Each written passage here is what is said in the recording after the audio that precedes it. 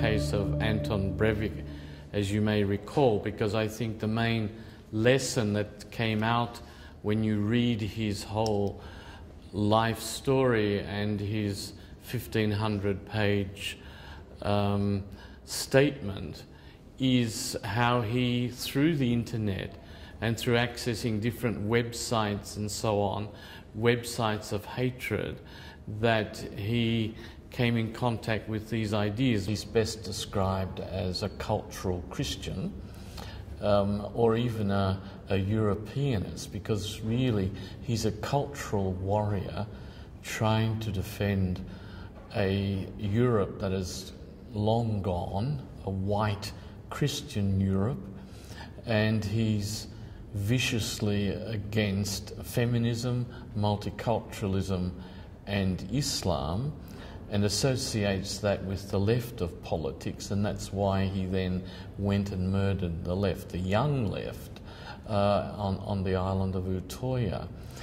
And so I think, that represents a certain strand of thinking which is very prevalent to various levels of intensity within Europe, and is also present here in Australia. It's not strong, but it's there, and we should be well aware of it and monitor it. And I think this is one of the issues that we haven't explained well, nor are we even agreed upon what is multiculturalism. In combating this kind of thing, I suppose, here in Australia, we have developed a multicultural philosophy, and as I think I've constantly said, it hasn't been fully understood within Australia, and I think we need to revisit the whole concept and develop it, and develop a new vision of Australia that incorporates a more global view of Australia and a more Asian-oriented view of Australia, because our situation in the world has changed, and we need to do a far better job of selling that vision than I think we did with multiculturalism, which came into vogue in the mid to late 70s with people like Al Grasby and then Jerzy Zabriskie and so on. And I suppose under the Howard government there was a partial step back, a restorationism that we even see in the Catholic Church, a similar process operating. But underneath, in Australia, perhaps a bit different to the Church, there is an acceptance of what we do under the umbrella of multiculturalism, even if people may be very questioning of the term itself, and Australians tend to have a negative reaction to any ism, whatever it is. Obviously, multicultural citizenship is built on the notion of cultural, linguistic and religious diversity. And citizenship, therefore, in this sense, is being part of a multicultural, multi-faith society.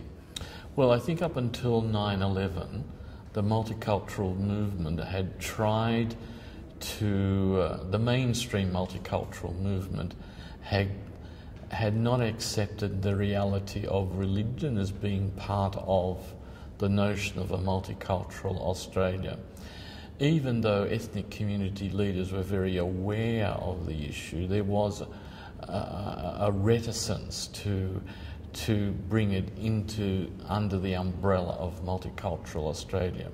And I think 9/11 and the subsequent contributions that were made by a number of people who were well accepted within the multicultural movement, that religion had to be considered, and it was part of the issue. And so you, at the different annual conferences of the Federation of Ethnic Communities Council of Australia, FECA, scope was given for various people, including myself, to talk about interfaith issues. And this particularly was helped along from about 2006 by the Parliament of the World's Religions in Melbourne, which was funded through the ministers who had responsibility for multicultural immigration and multicultural affairs. And basically the 89 definition says that multiculturalism is about commitment to Australia and equality of opportunity for all persons, whether they were born here or they arrived this morning at Mascot Airport. And then underneath that, you then have the maintenance and development of the person's cultural and linguistic and religious traditions.